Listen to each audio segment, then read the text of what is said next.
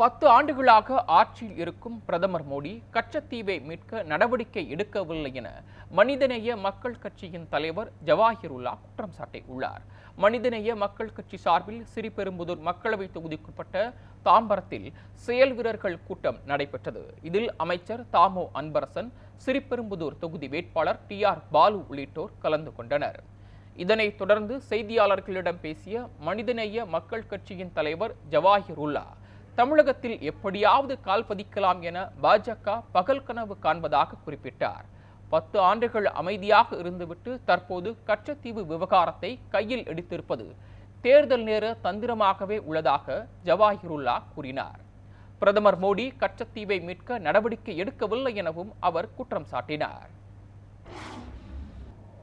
கச்சத்தீவு பிரச்சனையை 10 ஆண்டுகள் உறங்கிவிட்டு இப்போது அவர்கள் கையில் எடுத்திருப்பது ஒரு தேர்தல் நேர, அவர்களுடைய வார்த்தைகளை சொல்ல வேண்டும் என்றால் ஒரு ஜூம்லா, ஒரு தந்திரமாகவே இருக்கின்றது. இன்றைக்கு காங்கிரஸ் கட்சி கச்சத்தீவை பறிகொடுத்து விட்டது என்று சொல்லக்கூடிய மோடி அரசு கடந்த 10 ஆண்டுகளாக ஆட்சியில் இருந்தபோது கச்சத்தீவை மீட்பதற்கு எந்த ஒரு சிறு துரும்பை